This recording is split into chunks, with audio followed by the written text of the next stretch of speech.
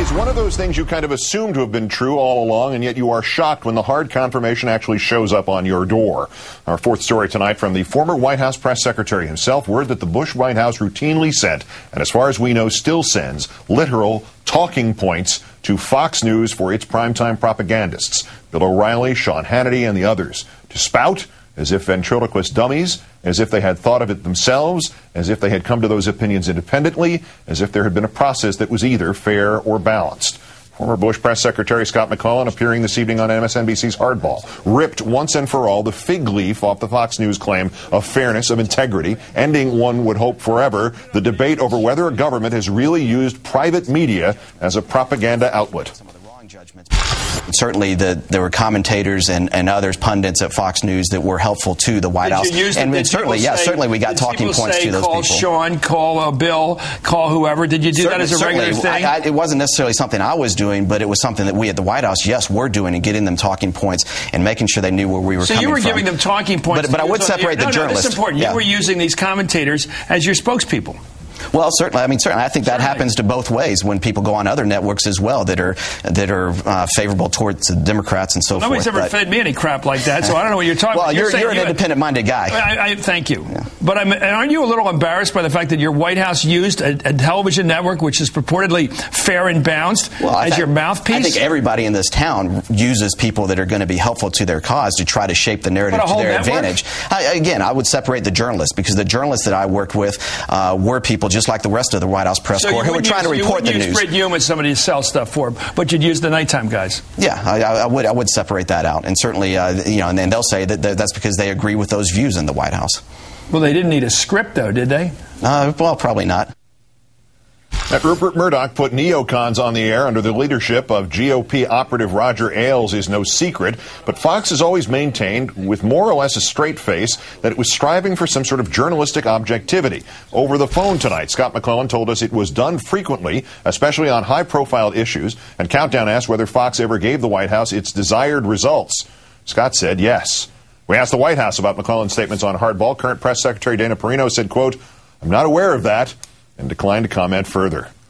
Let's bring in MSNBC political analyst, Air America radio host Rachel Maddow. Good evening, Rachel. Hi, Keith. Set this in proportion for us. I mean, yeah, it's Claude Rains in Casablanca, but if we knew this, what does this mean? Do you suddenly feel like 4% less paranoid than you did this afternoon?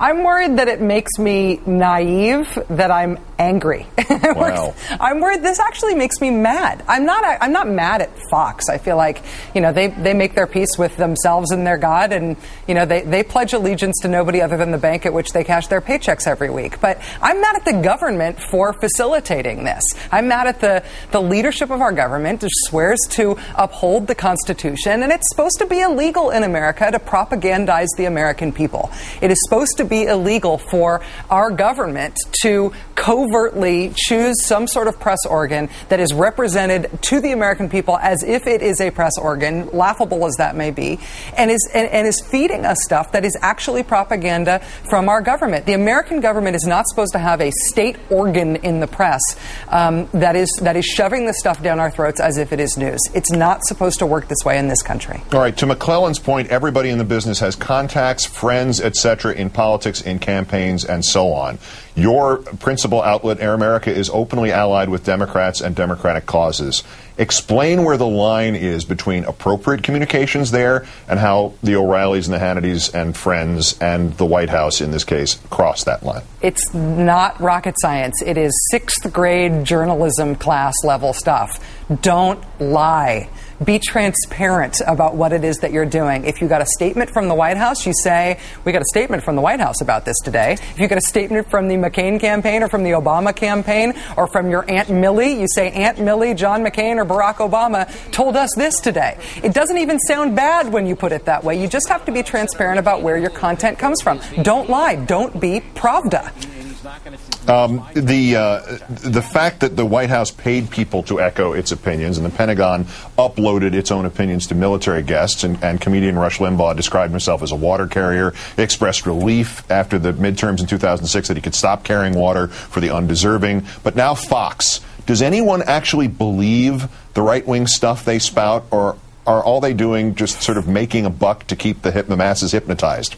I don't know if the question is so much about Fox and about the right-wing talk show host, because it's well known, it's well documented that the conservative movement made a deliberate decision to sort of erect a pageant around their conservative media, a sort of pageant of journalism, that they would dress it up like journalism, they would make it look like journalism, they would even call it journalism in some cases, but it would be designed to advance the conservative movement's agenda. And we're seeing it come to fruition in a very monetarily successful way in Fox News, but also in talk radio and a lot of other ways. I don't think that their credibility is the thing that we've learned something new about, or the thing that was even really in question in terms of where the country goes from here. They can do whatever they want. The question is whether or not the elected government of the United States of America will help them and will enable them and will sell it to us as if that's real news. It is one thing for the White House to say, we like what Fox News does or we like what Rush Limbaugh does. It's another thing for them to use them, as Chris, I think, rightly pointed out to Scott McClellan,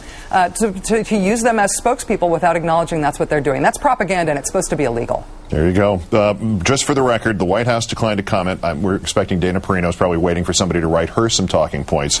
They transferred us to Fox. Fox did not return our call. So just for the record, and I wrote all that myself. Rachel Maddow of MSNBC and Air America. Thanks, Rach. Have a good weekend. You too, Keith. Thank you.